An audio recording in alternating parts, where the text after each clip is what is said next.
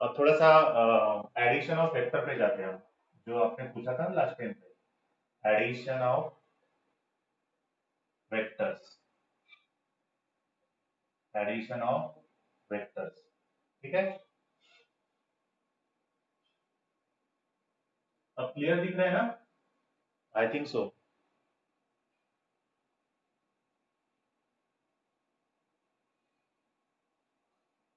बेटा, हाँ अभी क्लियर है ना? हाँ चलो, अब देखते हैं एडिशन ऑफ टू वेक्टर्स क्या होता है। Suppose I will say this is the vector 1 A denoted by this vector, and suppose this is the another vector b denoted by this vector. Suppose I will say these two vectors have the same direction. अगर वो दोनों की direction same होगी तो resultant vector क्या होगा? The length will get added. Suppose this is the vector A, this is the vector B, तो A B का क्या बन जाएगा? A plus B vector. तो सी वेक्टर क्या बनेगा आपका? ए प्लस बी वेक्टर, तो ये होगा सी वेक्टर। ठीक है, ये सिंपल एडिशन हो गया। सब्ट्रैक्शन ऑफ वेक्टर क्या होगा? ये सिंपल एडिशन है, मतलब if two vectors are parallel then one vector plus second vector is nothing but the addition of this two vectors. Second है हमारा, suppose this is the one vector A and this is the another vector, suppose b. The resultant vector c will be, बड़ा vector कौन सा है? a minus vector b। क्यों ऐसा? Because direction देखिए, ये डायरेक्शन और ये डायरेक्शन, तो रिजल्टेंट वेक्टर अगर हम माइनस कर देते इतना वेक्टर, रिजल्टेंट वेक्टर हमेशा along the bigger vector direction रहेगा। क्लियर है? क्लियर है? क्लियर है?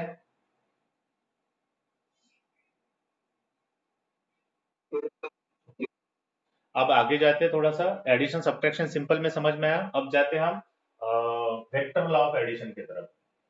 वेक्टर लॉ ऑफ एडिशन, देखिए वेक्टर लॉ ऑफ एडिशन पहला देंगे, वेक्टर लॉ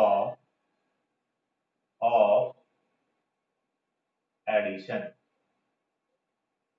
ठीक है, वेक्टर लॉ ऑफ एडिशन के हिसाब से क्या होगा देख लीजिए।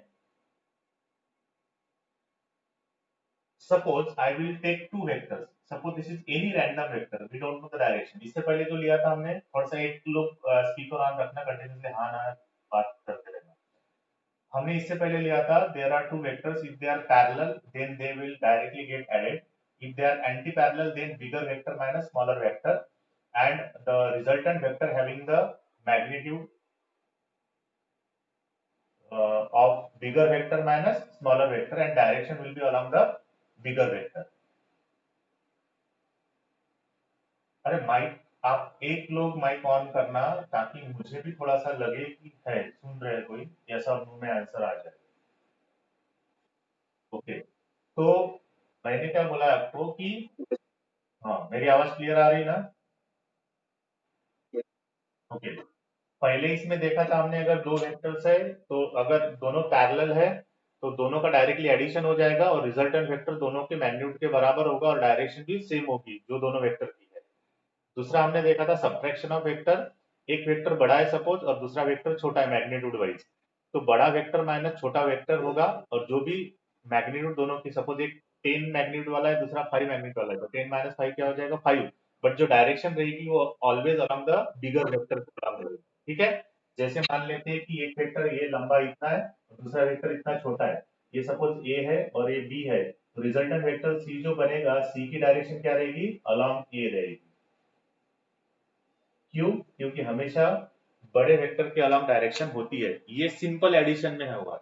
अब हमें जो देखना है that is our vector law of addition. Vector law of addition में हमें थोड़ा सा अलग तरीके से काम करना पड़ेगा।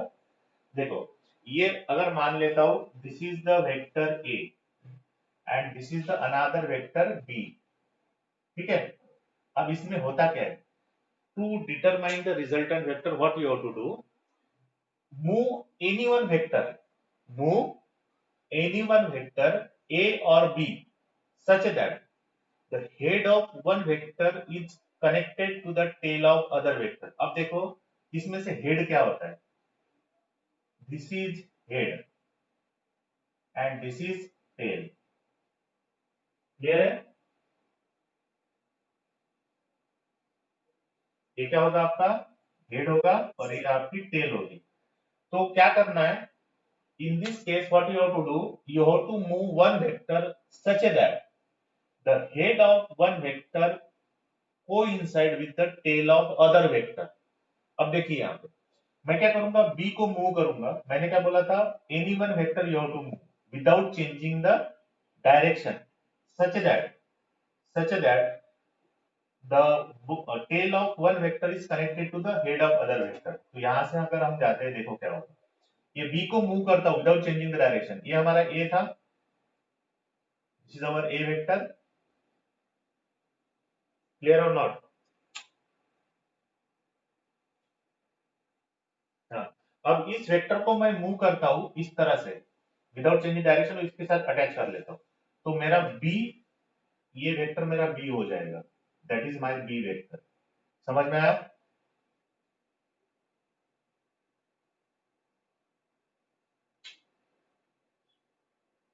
समझ में आया? ऐसा no?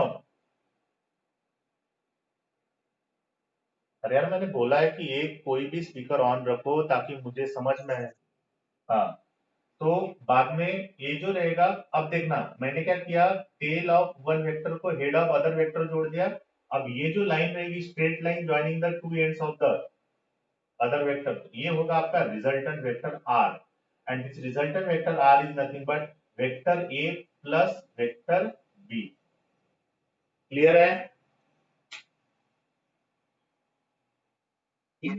Okay, so this is nothing but the symbol triangle of addition. कैसे कहा जाता है triangle of addition?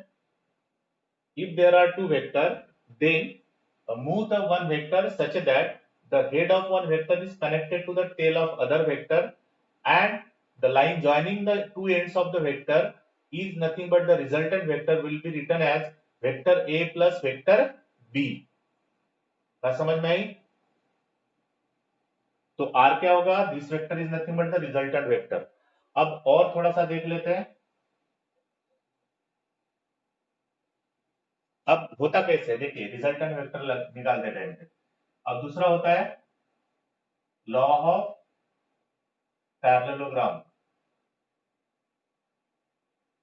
Gram of vectors. ठीक है, वेक्टर लॉ ऑफ पैरेललोग्राम, इसको कोसाइन लॉ भी कहा जाता है। कौन सा? Cosine law. क्लियर है? कोसाइन लॉ क्लियर दिख रहा है सबको?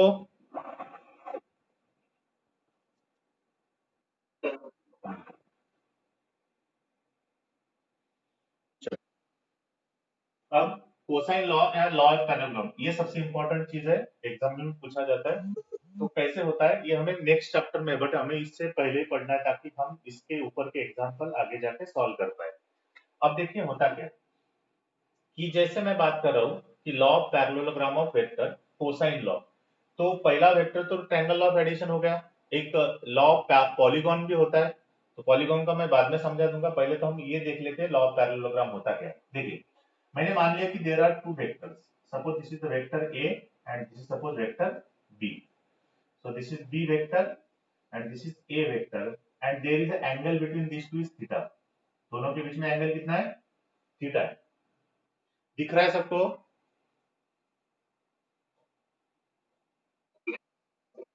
Okay, so this is the vector A. Again, I am writing here. This is the vector B, that is B vector, and this is the angle between these two is theta. अब करना क्या है, इन दोनों का resultant क्या होगा? ठीक है, रिजल्टेंट क्या होगा?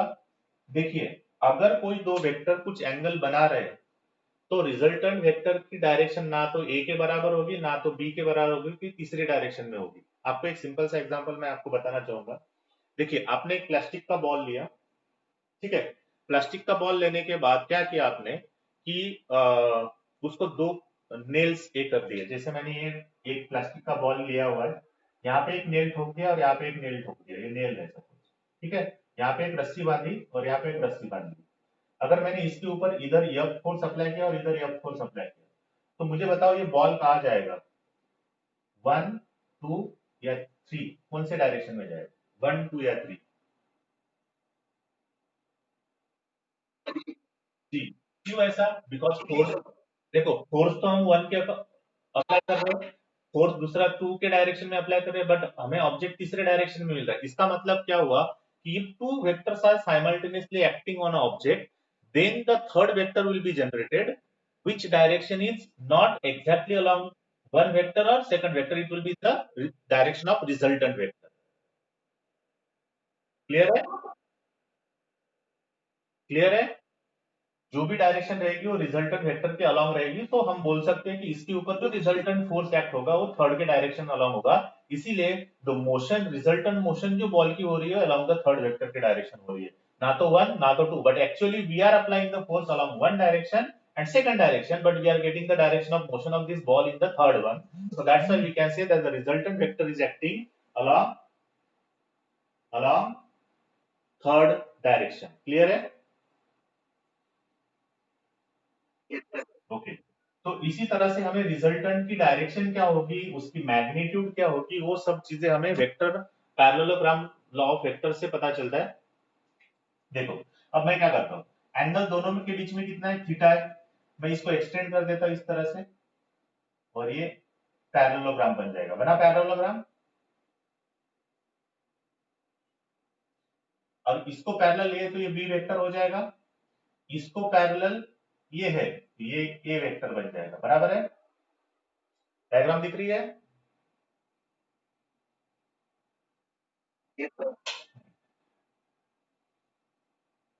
अब इसके हिसाब से अगर हम बात करें, ठीक है, इसके हिसाब से अगर हम बात करें तो क्या हो जाएगा, पैरेललोग्राम दिख रहा है आपको?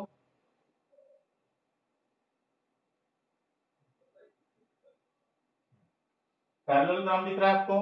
अब देखो यहाँ पे, ये जो रिजल्टेंट वेक्टर होगा ये इस तरह से आएगा, so this is nothing but your resultant vector, that is suppose R, जिसकी वैल्यू हमें निकालनी है। अब देखिए, ये जो थीटा था ये ए और बी के बीच में था, और ये रिजल्टेंट वेक्टर कुछ एंगल बना रहा है, सपोज अल्फा इसके साथ। अब देखिए यहाँ पे क्या होता है, बात ध्यान में रखिएगा। थीटा हम लिख सकते हैं, theta is the angle between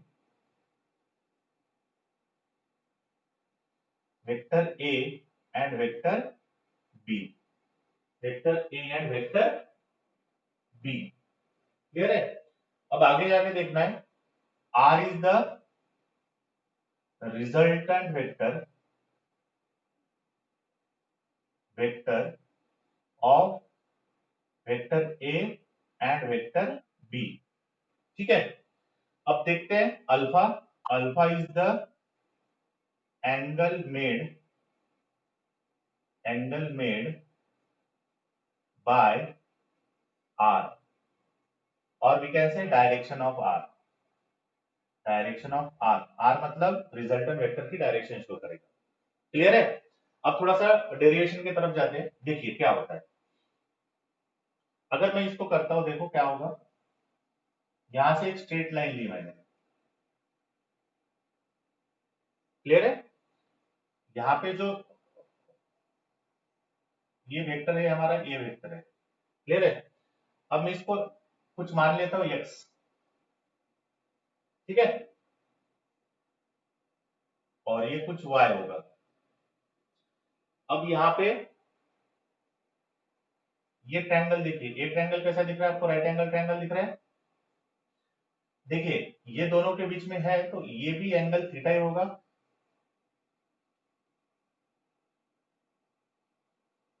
right और रॉन्ग?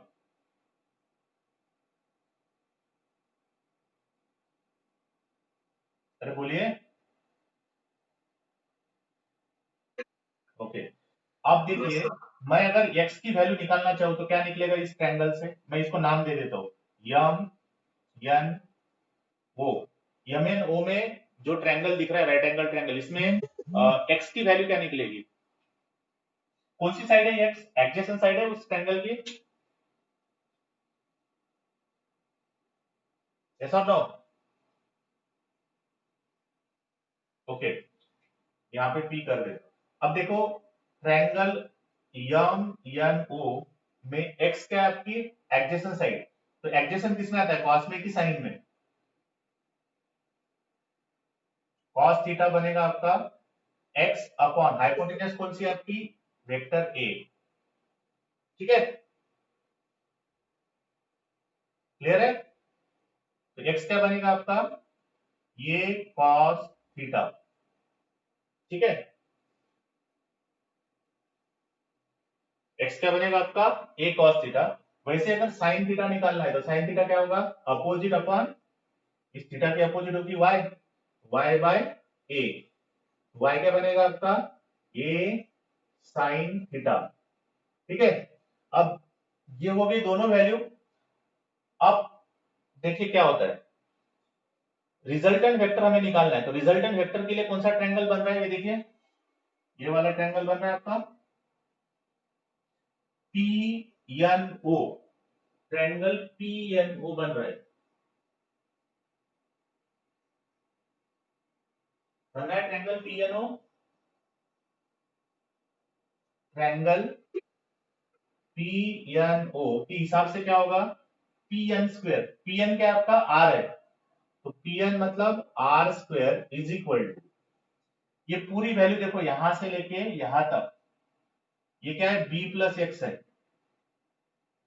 बराबर है, और वाई है, तो क्या होगा B plus X whole square plus Y square. Clear है?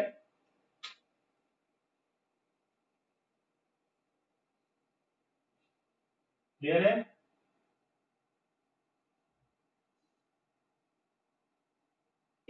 ओके, अब देखते हैं आगे,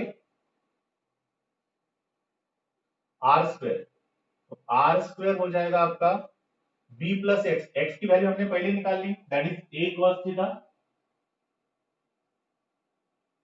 ठीक है, तो ये ए कॉस थीटा जो रहेगी, हम इसे पुट कर देते हैं, बी वेक्टर, वेक्टर लिखा है B plus A cos theta. ठीक है, B plus A cos theta whole square plus Y square था, तो वाई की वैल्यू थी A sine theta, A sine theta whole square. हो गया, अब इसको एक्सपांड करेंगे, होगा R square is equal to, expand होगा बी स्क्वायर प्लस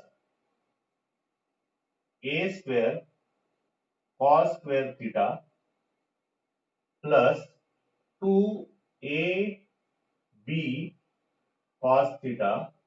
एक्सपांड कर दिया हमने, B plus A cos theta whole square क्या होगा, B square plus A square cos square theta plus twice A B cos theta. A plus B whole square का bracket हमने expand कर दिया, plus क्या बचा है हमारे पास, A square sine square theta. अब ए स्क्वायर की और cos square theta sine square theta की टर्म एक साथ लेके आते हैं, तो बनेगा आपका R square is equal to B square plus twice A vector B vector cos theta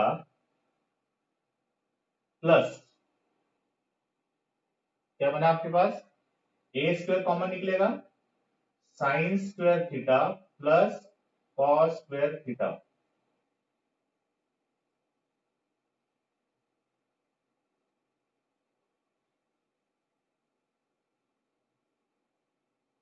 ठीक है,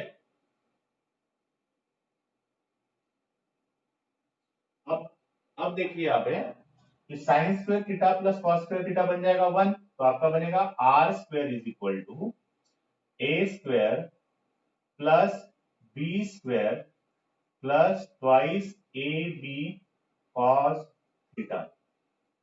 ये बन जाएगा आपका,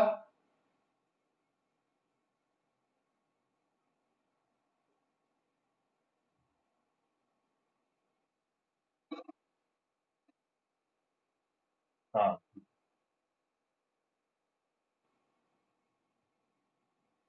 दिख रहा है अभी?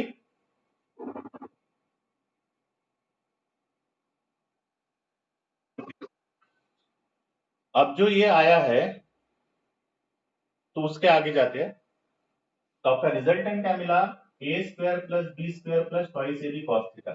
सो this is nothing but the value of R square. तो आर क्या बनेगा आपका, under root of A square plus B square plus twice A B cos of theta. So that is nothing but what your value of resultant vector.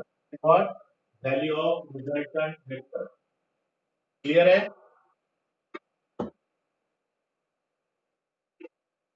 हाँ,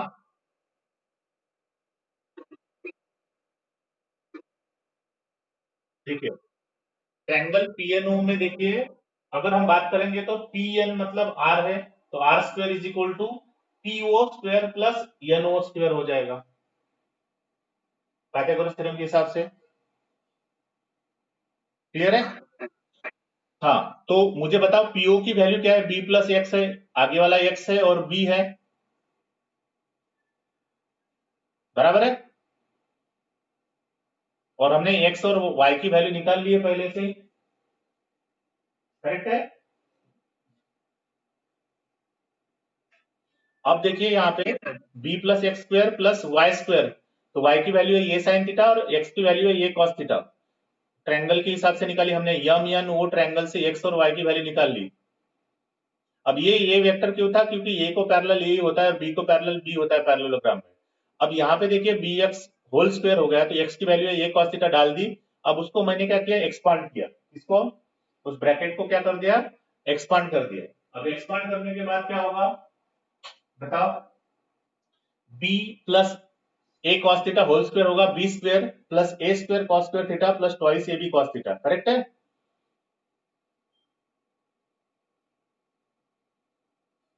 correct है कि नहीं है? अब बची हुई टर्म है A sine theta whole square होगा A square sine square theta.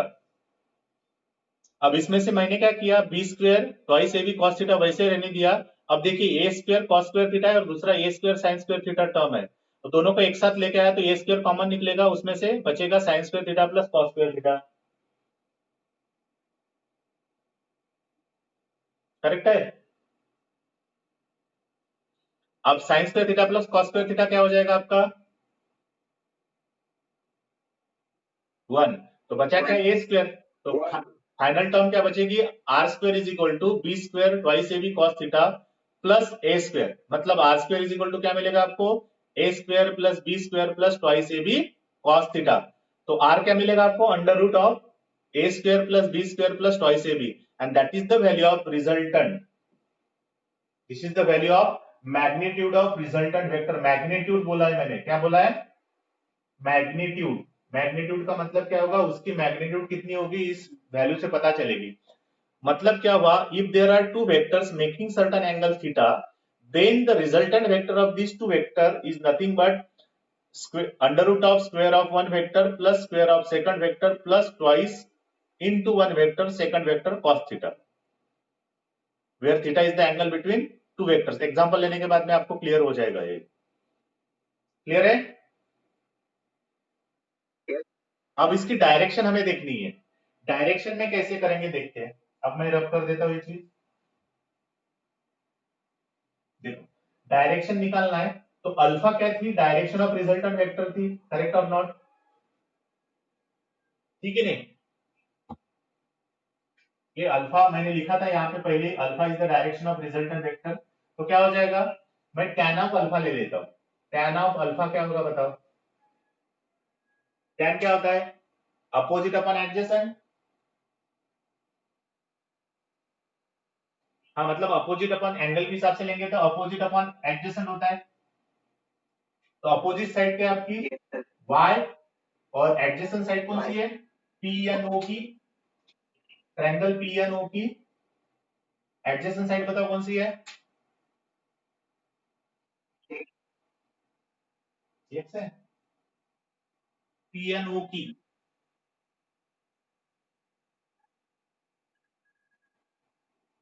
Triangle P N ओ की एडजेसेंट साइड, पीओ कितनी है, पीओ देखो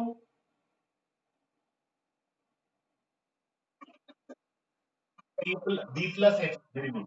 तो बी प्लस एक्स है, तो एक्स और वाई की वैल्यू तो हमने पहले निकाल ली थी, क्या थी,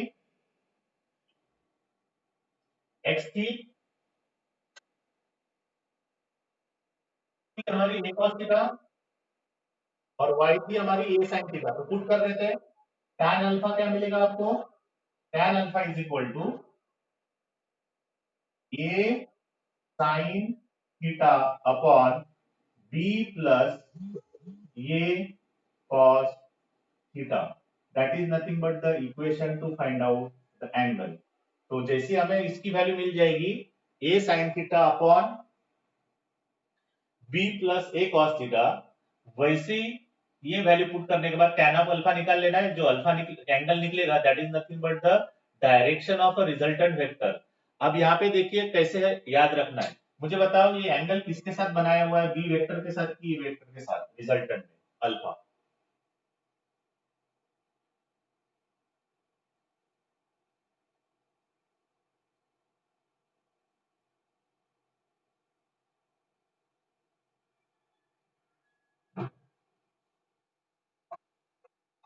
अल्फा के एंगल बनाया है रिजल्टेंट वेक्टर आर ने, डायग्राम के हिसाब से वो किसके साथ बनाया है, वेक्टर ए के साथ कि वेक्टर बी के साथ।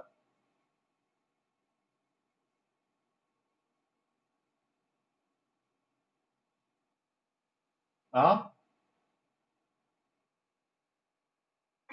बी के साथ बनाया। अब याद कैसे रखना, अगर यहाँ पे ये लिया होता और यहाँ पे बी लिया होता तो इक्वेशन क्या बनता, तो ये जब देखिए ये इक्वेशन कब बना है tan अल्फा का, जब बी के साथ एंगल बनाया तो ये sin theta upon B plus एक और थीटा था। अगर मैंने मान लिया होता कि अल्फा ये ए के साथ बना होता तो tan अल्फा की वैल्यू क्या होती, इफ अल्फा मेड विथ ए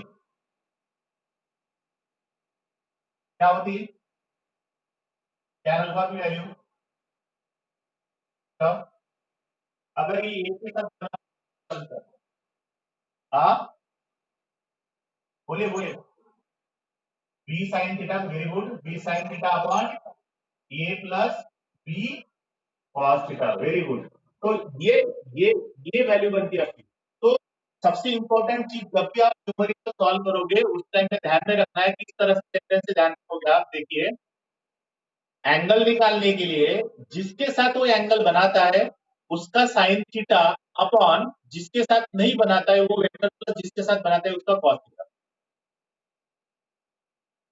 मैंने जो सेंटेंस बोला है स्पीकर ऑफ करो बेटा किसका चालू है, देखो क्या बोला है मैंने, B sine theta upon A plus B cos theta जब अल्फा ए के साथ बना था। अब अगर बी के साथ बनता है तो ये sine theta upon B plus cos theta है। तो जिसके साथ एंगल बनता है, जिसके साथ एंगल बनता है वो नहीं लेना है, क्या लेना है, साइन और कॉस में जिसके साथ नहीं बनता है।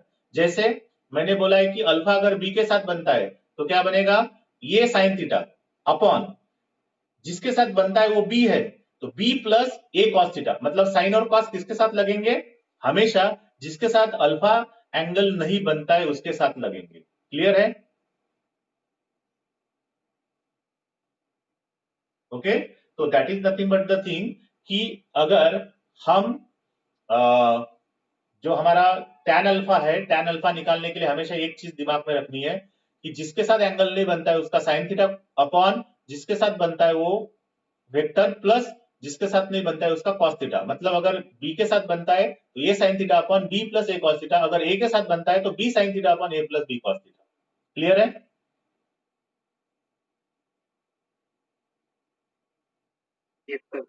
दूसरी बात, रिजल्टेंट वेक्टर जो रहेगा, अगर दो vectors are making, two vectors are making certain angle between them, then the resultant vector will be under root of square of 1 plus square of second plus 2 into 1 2 and angle cos of angle between the two vectors.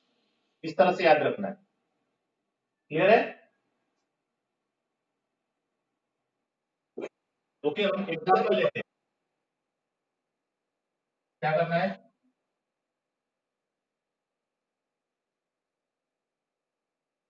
tan theta की opposite अपन adjacent होती है ना, तो हमने diagram के हिसाब से लिया था, डायग्राम ड्रॉ करके मैंने पहले ही पूछना था तुम्हें। चलो ठीक है, देखो अल्फा बना था हमारा किसके साथ, बी के साथ बना था। तो अगर opposite y upon B plus X था हमारा, तो y क्या थी हमारी डायरेक्ट, हमने निकाला था ए साइन थीटा निकाला था और x निकाला था बी कॉस थीटा। तो y upon B plus X क्या होगा, A cos theta plus B A cos A sine theta upon B plus A cos theta. A cos theta और ए साइन थीटा हमने X और y की value निकाली थी पहले डायग्राम के हिसाब से। तो tan क्या होता है हमारा अपोजिट अपन एडजेसेंट होता है, एडजेसेंट साइड थी हमारी b प्लस एक्स और अपोजिट साइड थी y, एंगल PNO में, जो ट्रायंगल PNO था उसमें था। क्लियर है?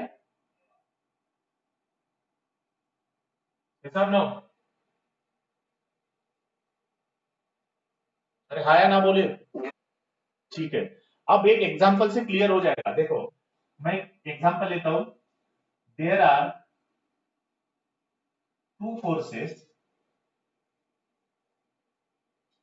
5 newton and 10 Newton are acting on an object making an angle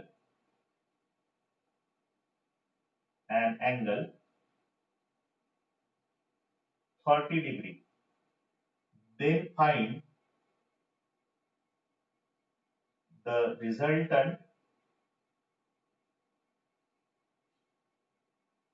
force on it. आ जाएगा, कोई टेंशन नहीं। आगे क्लियर?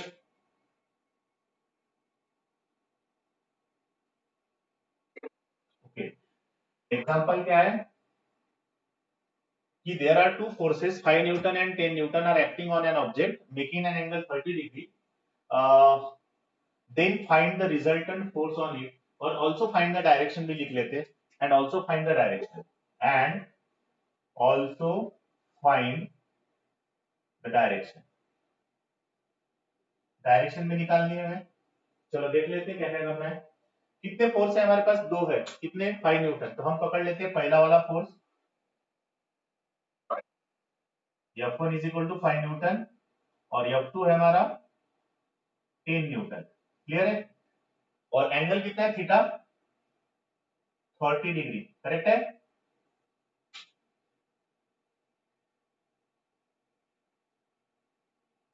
अब इसको सॉल्व करेंगे। रिजल्टेंट का इक्वेशन बताओ क्या है? R इज इक्वल टू, मतलब resultant force F is equal to क्या हो जाएगा?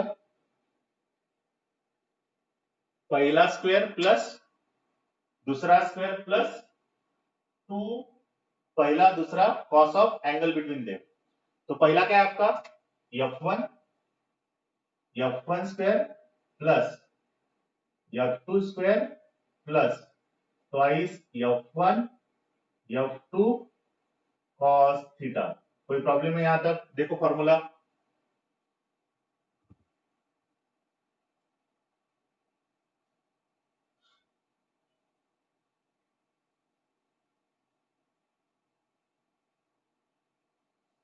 फॉर्मूला समझ में आ गया? हाँ, अब हमने वहां पे रिजल्टेंट हमारे ये भी नोटेशन थे इसलिए लिया। फॉर्मूला किस तरह से याद रखना है? रिजल्टेंट इज इक्वल टू क्या होगा? अंडर रूट ऑफ पहला वेक्टर्स का स्क्वायर प्लस दूसरे वेक्टर्स का स्क्वायर प्लस ट्वाइस इंटू पहला दूसरा और उसके बीच का कॉस का एंगल। तो ये देखिए अब क्या होगा। Resultant F is equal to, पहला F1 की वैल्यू कितनी है? 5, तो 5 square plus 10 square plus 2 into 5 into 10 cos of 30। Correct है? ओके, अब इसको सॉल्व करना है। 5 का स्क्वायर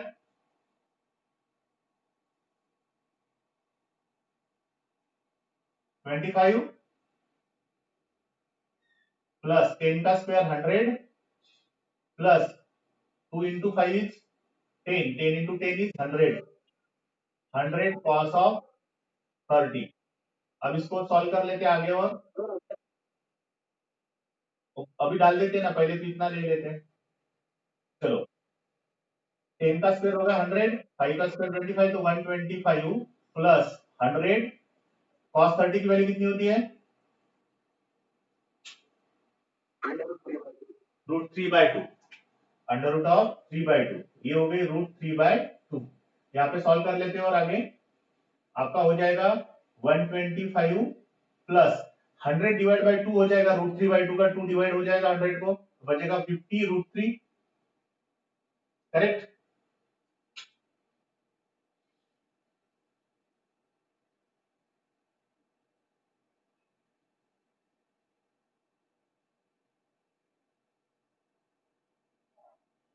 बराबर है। अब 50 रूट थ्री की वैल्यू होती है 1.7 नियर अबाउट, ठीक है।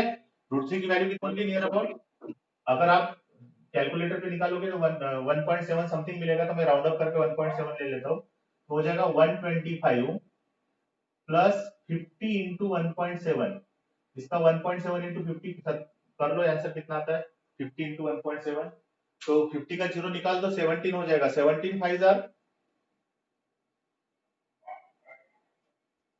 17 फाइव जार 17 फाइव जार कितना 85 प्लस 125, 85 प्लस 85 आता है ना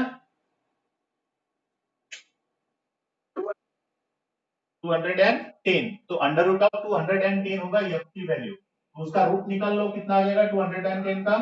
देखो 14 का होता है 196, 15 का कितना होता है 225, बराबर है।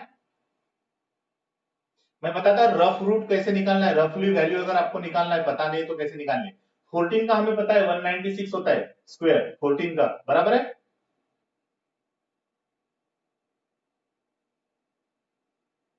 यस और नो,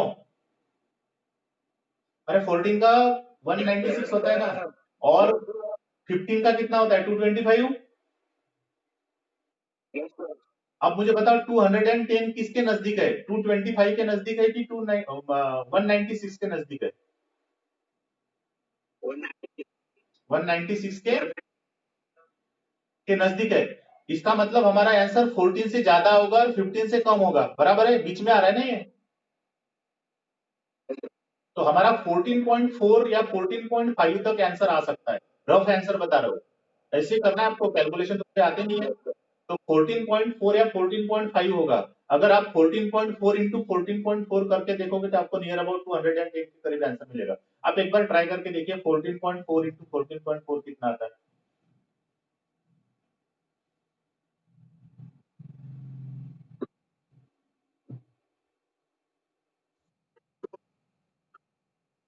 और 14.5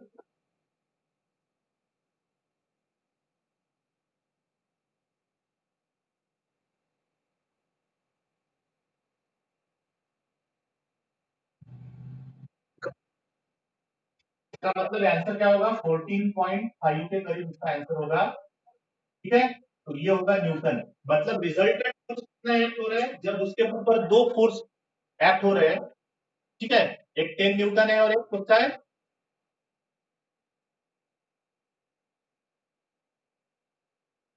बात समझ में आई कि नहीं। हाँ, तो हमारा फॉर्मूला था पहले का स्क्वायर, दूसरे कैलकुलेशन एक बार आप देख लेना, बराबर है ना मैंने किए हुए। पहला है 5 न्यूटन, दूसरा है आपका 10 न्यूटन, और दूसरा F1 F2 है। पहला 5 10, तो 5 का होगा 25, 10 का होगा 100, और इधर +2 F1 F2 होगा, 2 into 5 is 10, 10 into 10 is 100, 100 cos of 30 हो जाएगा। cos 30 √3/2 है, तो √3/2 के हिसाब से 50 √3 आ जाएगा, √3 की वैल्यू 1.7 के करीब है नियर अबाउट। ये तो आप 1.7 इंटू 1.7 कर सकते हो, आपको 3 के करीब ही मिलेगा, 1.7 इंटू 1.7, देखो उतना मिल जाएगा।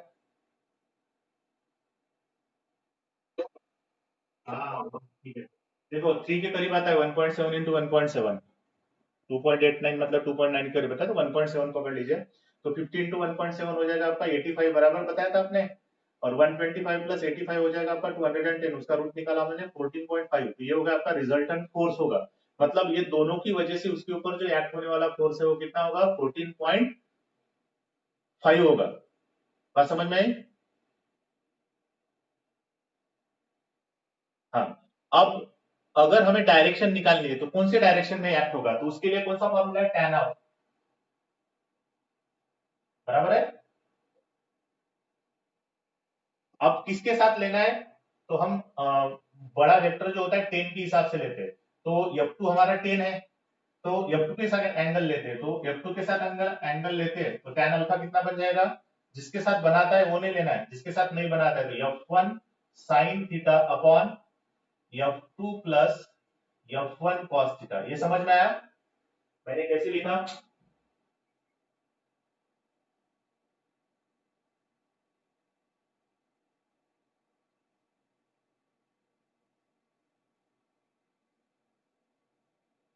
ये चीज समझ में आई आपको मैंने कैसे लिखा?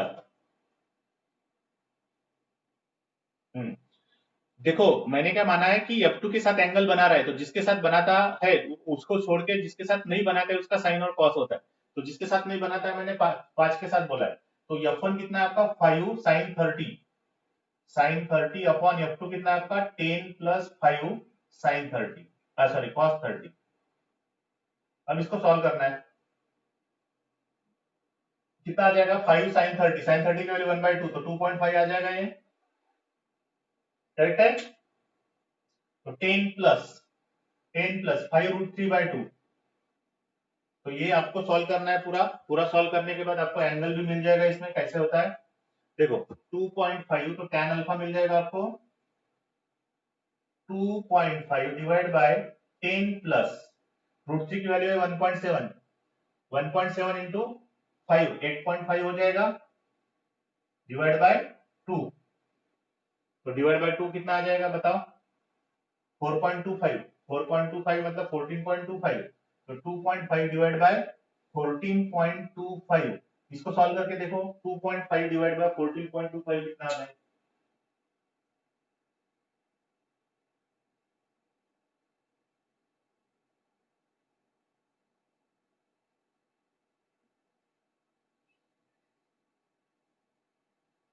0 पॉइंट कुछ आएगा आपका 0.1 समथिंग, 0.15 बराबर है। तो हम ले लेते हैं tan of alpha is equal to 0.15, तो अल्फा क्या होगा tan inverse of 0.15, this is nothing but the direction. अब tan इनवर्स ऑफ 15 जो है तो हम लॉग टेबल से निकाल सकते हैं। लॉग टेबल में पीपीटी पे आपको पढ़ा दूंगा कैसे निकालना पड़ता है कॉस और साइन, ठीक है। ये समझ में आ गया आपको अल्फा tan इनवर्स ऑफ 0.15। ऐसा भी अगर आपने लिखा और पेपर में छोड़ दिया तो भी आपको पूरे मार्क मिलेंगे, क्योंकि tan इनवर्स ऑफ 0.15 ये लॉग टेबल से निकालना पड़ता है।